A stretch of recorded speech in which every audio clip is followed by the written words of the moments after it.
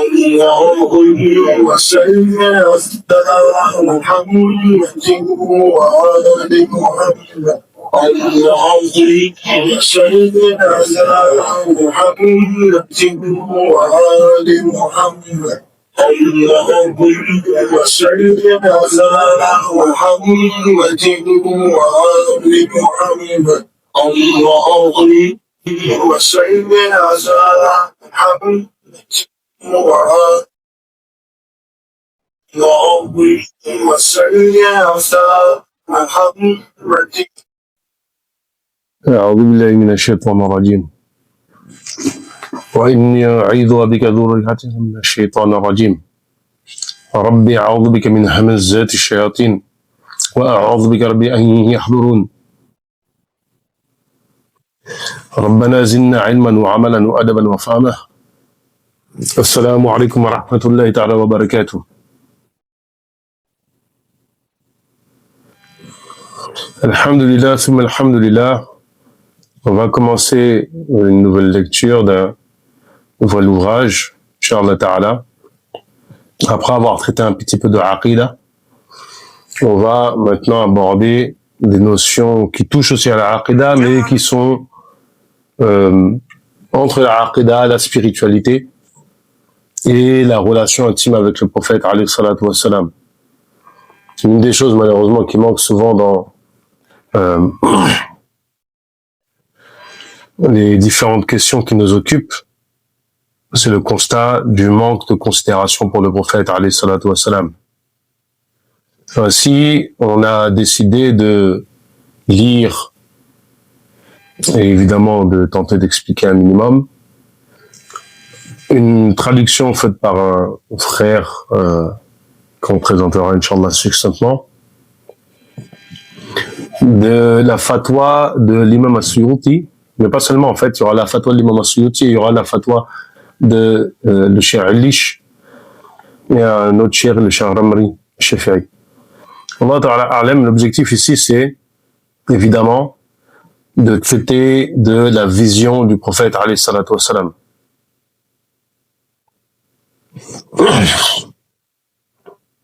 De la vision du prophète alayhi salatu wassalam.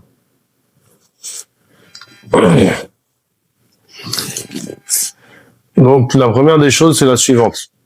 L'auteur de cette fatwa, on va la présenter, puisqu'on va commencer par la fatwa de l'imam Suyuti qui est relativement complète. Et il est le Cheikh Abdurrahman ibn Abi Bakr Kamal ibn Muhammad Sabiq al-Din, qui est connu sous le nom de Jalaluddin al-Misri al-Suyuti al-Shafi'i al-Ash'ari al-Shadhili. Il était de la tariqa de l'imam Abu al-Hassan al-Shadhili, plus communément connu sous le nom d'As-Suyuti. Il naquit quand? Le 1er de Rajab en 849, qui correspond à peu près en octobre 1445 au Caire. Et effectivement, c'est le 9e siècle de l'Hégire. Il est sans conteste la personnalité la plus éminente de son ère, Mujtahid. Donc ses capacités de faire l'introspection, l'étude des ouvrages, la capacité d'extraire des ahkam shar'i, de la législation. Juriste, donc faqih, ça va ensemble. Soufi, c'est un soufi connu. Philologue et historien, donc il était historien, il fait partie en fait de ceux qui ont fait de l'égyptologie, comme c'était connu dans le monde musulman. Il a abordé les différentes disciplines. Il y a très peu de disciplines qu'il a abordé. On dit qu'il a même écrit des livres de cuisine. Il fut l'un des auteurs les plus prolifiques du Xe siècle de l'Hégire dans les sciences islamiques. Donc il est né d'une famille connue pour sa science et sa piété, d'une mère turque et d'un père d'origine perse. Il fut élevé comme orphelin au Caire, où il est pris en charge par une communauté de ulama qui reprendront son éducation après la mort de son père. Dès l'âge de 8 ans, il mémorise le Coran ainsi que plusieurs ouvrages complets de la loi sacrée. Il est initié au fiqh, au usul al-fiqh, à la science du hadith, au tafsir et à la croyance à aqidah. Il faut noter une chose quand même qui est très importante le concernant, c'est notamment la langue arabe. Il fait partie des auteurs très importants en matière de langue arabe. C'est un très grand savant de la langue arabe.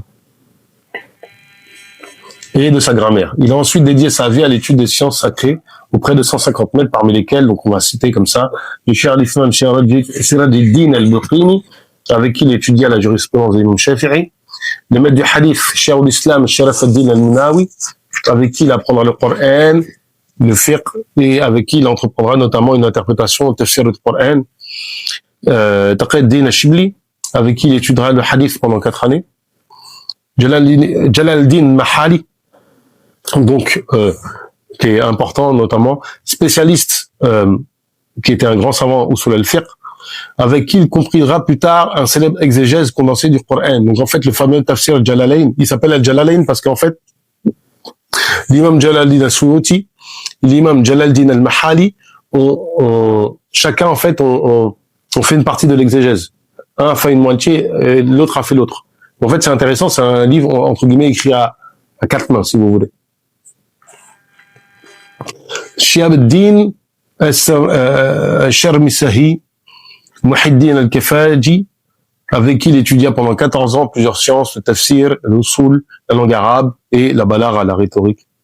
Le maître du hadith, Sayfuddin al-Qasim al-Qatlubagha, et bien d'autres savants. Il a énormément de savants et se distingue aussi par son appréciation de se limiter pas d'ailleurs à des enseignants masculins. Il a beaucoup de profs féminins, on va en citer quelques-unes, comme Asya bint Jarhal ibn Salih, Kamaliya bint Muhammad al-Hashmi, Maani ibn Abil Hassan al-Harwini, al-Fadl al-Muhammad al-Maqdisi et bien d'autres. Donc, animé par sa quête du savoir, Suyuti voyagea à Damas, au Hijaz, où il invoquera tout en buvant l'eau de Zamzam, afin d'atteindre les rangs de son maître, Sirajuddin al-Bulqini, dans le domaine du droit, du fiqh. Le Hafiz ibn Hajar al-Asqalani, dans le domaine du hadith. Au Yémen, en Inde et au Maroc. On dit même qu'il est allé à Tombouctou. De retour en Égypte, en 871, alors je pense qu'il est allé à Tombouctou quand il avait déjà fini, Wallahu a'lam.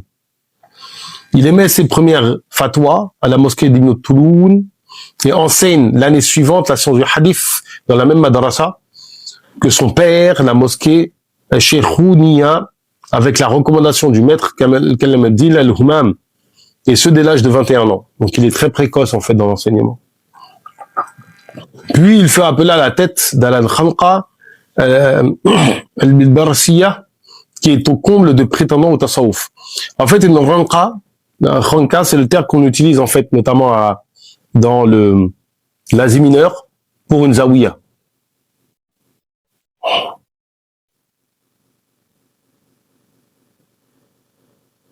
La mésentente éclata entre Suyuti et ces derniers qui faillirent le tuer. Il décide ensuite de quitter Al-Khanqa al-Bilbarsiya, de se retirer de la vie publique et de ses assemblées pour se consacrer à la rédaction et à la ibada, à la dévotion. Ces années de solitude ont permis à ses contributions scientifiques d'être couronnées de succès. Alors, il a fait remarquer qu'effectivement, Suyuti, durant sa vie, a eu des conflits avec d'autres ulémas, notamment l'imam, j'ai un trou, une autre grande référence du mazhab Sakhawi. L'imam Sakhawi et lui étaient en désaccord. Même de son temps, je crois que l'imam Al-Qastalani, mais il est revenu repentant le voir. On raconte même qu'il est venu pieds nus pour lui demander pardon. Mais à la fin de sa vie, en fait, il était isolé parce qu'il était en désaccord avec beaucoup de personnes. Mais le temps a fait que Allah Ta'ala lui a montré que sa science est restée. Il avait une connaissance très large, un savoir abondant, et il disait de lui-même, il m'a été accordé une connaissance profonde dans cette science, dans cette discipline. Le tafsir, le hadith, le fiqh, la nahou, la grammaire, les significations, donc les ishara, ilm al-bayan, donc comment traduire? Ilm al-bayan, c'est une science qui touche en fait on va dire à une forme de, voilà, comment expliquer ça? Tout ce qui touche en fait à l'éloquence. Et l'embellissement du discours, Badi, al-Badia.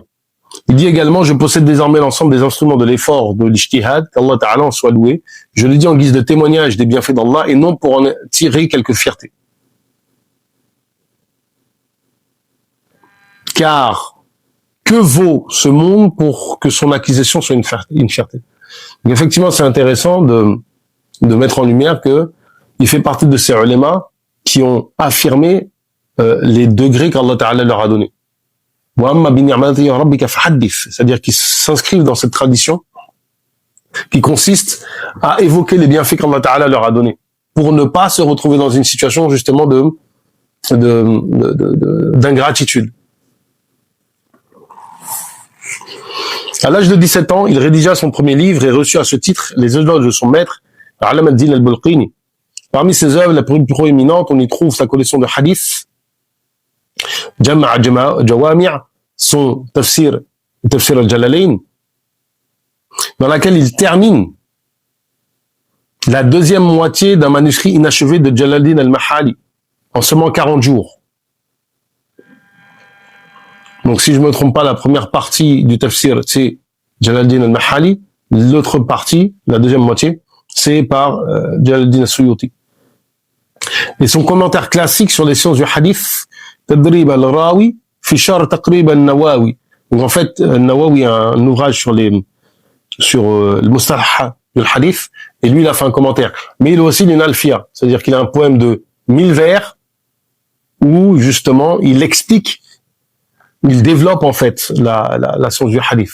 Un petit peu, il y a un autre poème de 1000 vers qui est connu, qu'on appelle Alfia Iraqi, qui est étudiée. Et celle d'As-Suyuti aussi est étudiée un petit peu moins, mais celle d'As-Suyuti aussi est étudiée. Immense savant parmi ses contemporains, il produit de nombreux ouvrages scientifiques jusqu'à sa mort. Dans l'introduction de son livre, Riyad al-Aniqa, portant sur les noms du prophète, alayhi salatu wassalam, il dit « J'ai dans l'espoir qu'Allah Ta'ala accepte ce livre, que par celui-ci, j'obtienne l'intercession du prophète, alayhi salatu wassalam. Il se peut qu'Allah en fasse le sceau de toutes mes œuvres et qu'il m'accorde ce que j'ai toujours désiré concernant l'honorable. » Le sujet du prophète, alayhi salatu wassalam.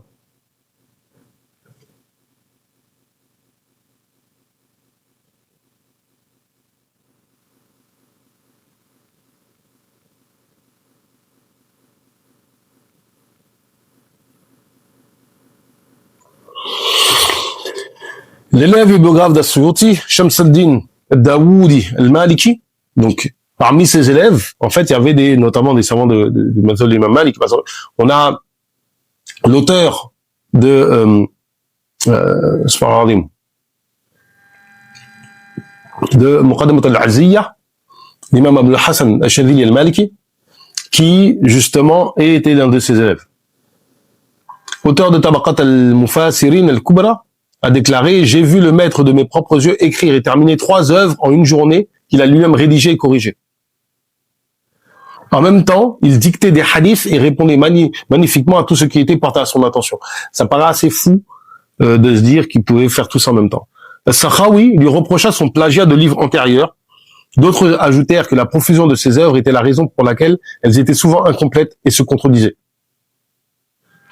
C'est une accusation couramment portée à l'encontre d'auteurs prolifiques comme Ibn Jawzi ou Ibn Taymiyyah. Effectivement, ils ont tellement écrit que, des fois, ils changent d'avis. Et donc, si tu n'arrives, c'est très difficile de s'y retrouver quand des auteurs ont autant écrit. Parce que des fois, ils changent d'avis au cours de leur vie. Et donc, tu vois le changement d'avis. Donc, tu penses que c'est des contradictions. Et des fois, c'est juste des changements d'avis. Pour avoir, les gens qui ont accompagné des chouyours là contemporains à notre époque, des fois, ils voient ça. Ils constatent ça. C'est-à-dire que le cher aujourd'hui donne tel avis et demain il donne notre avis parce qu'il a évolué intellectuellement. Notons également qu'il existait une certaine animosité entre Suyuti et son cher Sakhawi. Comme on a dit, comme le montre le premier pamphlet, la marque lui montre réfutation de Sakhawi. Kawi fil rad ala Sakhawi. Nombreux sont les musulmans et riches princes qui vinrent à sa rencontre. Le sultan, très admiratif, lui fit don de plusieurs offrandes et demanda sans cesse des entrevues qu'il refusa. Il faisait partie de ces ulémas qui se détournaient des puissants. On rapporte une réponse d'As-Suyuti à l'envoyé du sultan. Ne revenez plus jamais à nous avec quelconque cadeau, car en vérité, Allah Ta'ala a mis fin à tous nos besoins. Il avait besoin de rien, au final. As-Suyuti appartenait à la Tariqa Shadhiliya, où il a fait les éloges dans sa brève défense du tasawwuf intitulée Ta'yid al-Haqiqa al-Aliyya. Dans ce livre, il déclare « J'ai examiné les questions que les imams de la Sharia ont dénoncées chez les soufis, et je n'ai pas vu un seul vrai soufi occuper de telles positions. Au contraire, ils sont détenus par les gens de la bid'a et les extrémistes qui ont clamé pour eux-mêmes le titre de soufi alors qu'ils ne le sont pas. Lorsqu'un de ses maîtres, Burhanuddin Ibrahim ibn Umar al-Biqa'i, a attaqué Ibn Arabi dans un pamphlet intitulé Tanbi al-Rabi ila Tafkir ibn Arabi, donc avertissement à l'abruti qu'Ibn Arabi est un apostat, Suyuti a répliqué avec un pamphlet intitulé Tanbi al-Rabi fi Takhtiya ibn Arabi, avertissement à l'abruti qui fait défaut à Ibn Arabi. Il faut savoir que les ulama des fois étaient très durs dans comment ils se parlaient les uns les autres, notamment quand il s'agit de défendre la charia. Les deux épîtres ont été publiés et dans sa réponse à Suyuti, il déclare qu'il considère Ibn Arabi comme un saint dont les écrits sont interdits à celui qui les lise sans avoir au préalable appris la terminologie utilisée par des soufis. Donc il fait partie de ces ulama qui l'ont défendu et notamment, plus que défendu, qui ont donné une fatwa claire, et ça c'est assez connu, que Ibn Arabi n'est pas accessible à tout le monde, notamment un certain nombre de ses ouvrages. On pense à Futuh al-Makkiyya, on pense à Fusus al-Hikam, etc.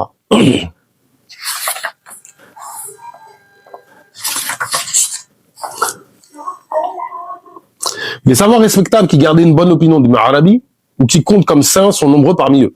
Donc là, il y a une liste. Ibn Atal al-Iskandari, al-Yafi'i, Ibn Abd al-Salam, après la rencontre de ce dernier avec l'imam Abu Hassan al-Shadhili, Shihab al-Din Abu al-Abbas Ahmad ibn Yahya al-Malwi al-Tilmisani, Siraj al-Din Abu Hafs, Umar ibn Hissaq al-Hindi al-Hanafi, Najm al-Din al-Bahi al-Hanbali, al-Jabarti, alors, pour les gens que ça intéresse, un grand savant de la langue arabe qu'on appelle al-Fayrouz Abadi, Shafs al-Din al-Bisati al-Maliki, al-Munawi et d'autres. Depuis, il y a encore la majorité des soufis s'accordent sur le degré d'Ibn Arabi, et il y a quelques-uns parmi les sunnis qui le blâment. As-Suyuti est d'ailleurs d'obédience ash'ari dans sa doctrine, comme l'indiquent clairement ses œuvres. L'imam a été pris à partie pour son affirmation selon laquelle il était capable d'un effort de réflexion indépendant. Ijtihad al-mutlaq. Ça, c'est une grande discussion. Enfin, c'est une blâme qu'il a eue. Il a été expliqué, je ne voulais pas dire que j'étais semblable à un quatrième imam, mais seulement que j'étais un mujtahid muntasib. Donc, muntasib, on dit aussi muqayyid. C'est celui qui est rattaché à un madhhab et qui, selon les règles de ce madhhab, va donner la fatwa.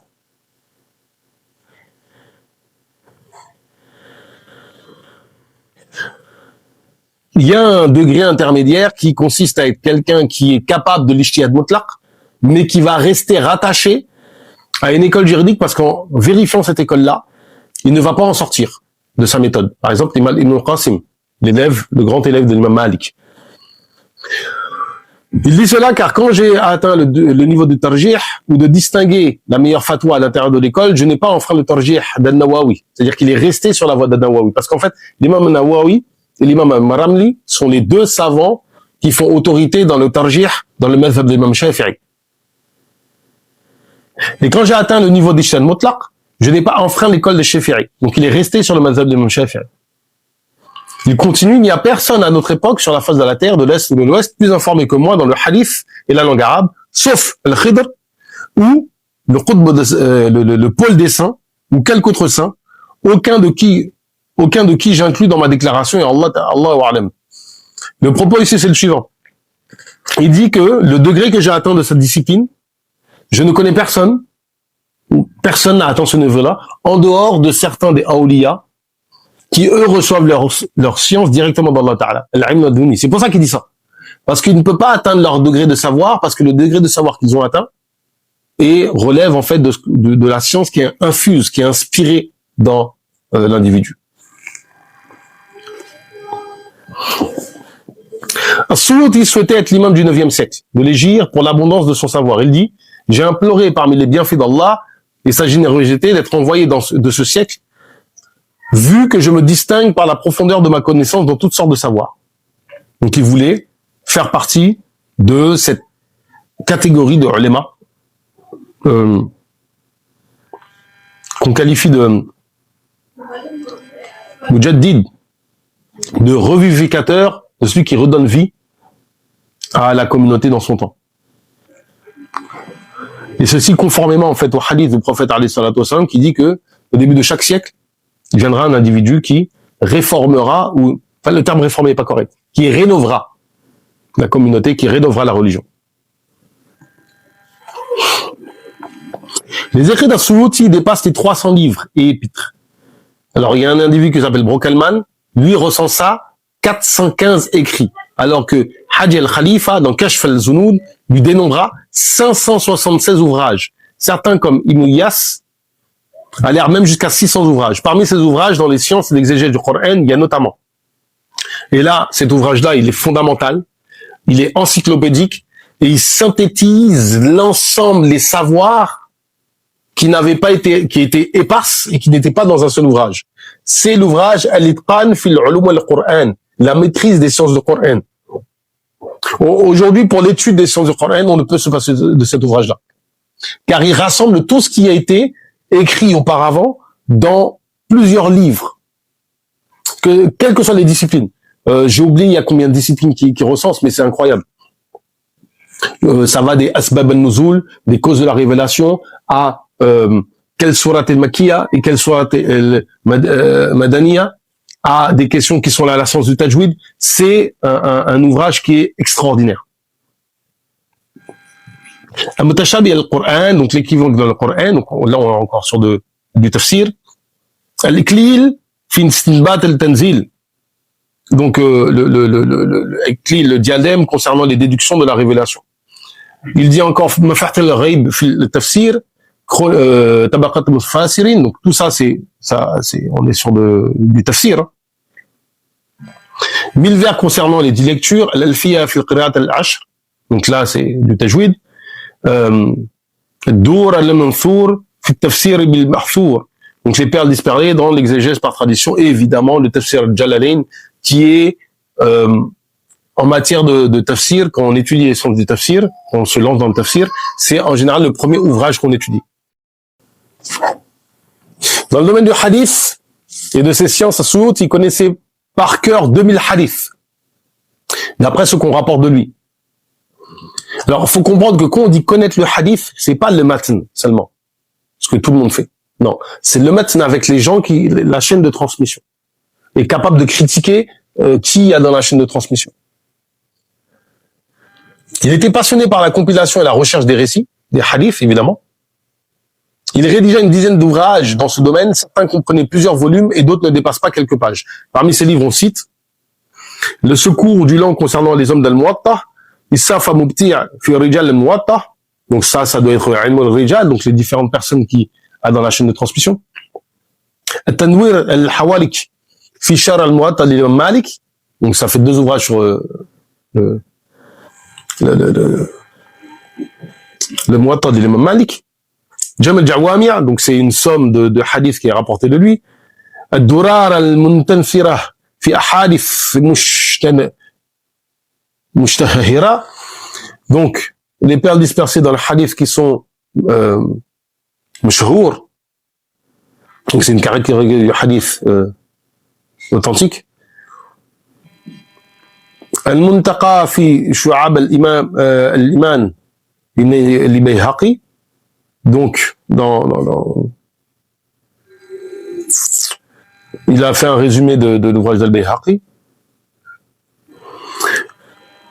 Asma al-Mudallisin, pareil, ça c'est de la science qui est liée en fait au riwaya, aux chaînes de transmission et les différents profils de personnes qui rapportent le hadith. Adab al-Futiyya, donc le adab dans la fatwa. Tabaq al-Hufaz, donc ça c'est des livres pareil, sur tout ce qui est de la science, des riwaya, des personnalités qui rapportent le hadith. C'est une discipline qui est très importante parce que ça fait de nous une communauté qui sait qui a rapporté quoi et qui est capable d'identifier les différentes personnes qui ont œuvré dans la préservation de la tradition. Donc en fait, on a toute une encyclopédie de noms avec des ouvrages, des ouvrages et des ulémas qui se sont spécialisés dans la critique. C'est une science qu'on appelle al-jarh, al-jarh wa ta'dil. C'est la science de la critique et de l'éloge qui consiste à dire si quelqu'un est fiable ou pas fiable. Dans le fiqh, il a écrit الأشباح في النذار في الفقه الإمام الشافعي, donc ça c'est du... Et il a un majmour d'al-Fatawa, etc. Et bien d'autres écrits dans différentes sciences. Sa carrière d'auteur s'étendue sur 45 ans. Si l'on distribuait sa production littéraire sur sa carrière, on obtient bien environ 40 pages par jour, sachant que la plupart de ses productions consistaient à compiler, synthétiser, à noter les écrits d'autrui. Sa part d'innovation propre était très réduite. Effectivement, c'était beaucoup de la transmission. Il y a quand même des choses qui sont exceptionnelles, hein, comme je dis, le cas d'Al-Itqan, mais ça, il s'attelait surtout à faire des remarques, donc des annotations, des commentaires sur des écrits d'autres personnalités, ou les synthétiser. Et c'est important de retourner une chose ici,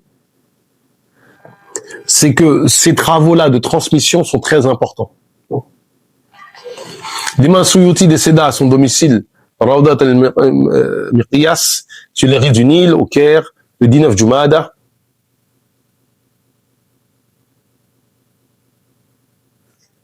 Ouais, une faute de frappe, là.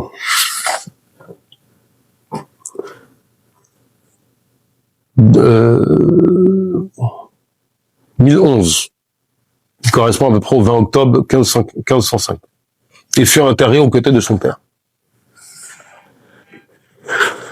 Donc, quant au traducteur, c'est un frère que l'on connaît, Bismillah ar-Rahman ar-Rahim. Au nom d'Allah, le tout miséricordieux, le très miséricordieux, les louanges sont à Allah, Seigneur des mondes, qu'Allah Ta'ala a pris sur notre maître, Sayyidina Muhammad, qu'il a clos le khatim lima ukhliq, wal khatim lima sabaq. Wal fatih lima ukhliq, wal khatim lima sabaq. Ensuite, nous implorons Allah Ta'ala pour qu'il nous accorde la grâce lorsque nous comparaîtrons devant Allah et qu'il fasse que ce modeste travail soit pour sa généreuse face uniquement une aumône courante et qu'il soit également source de miséricorde pour le faible serviteur d'Allah. Et Hisham al-Maliki.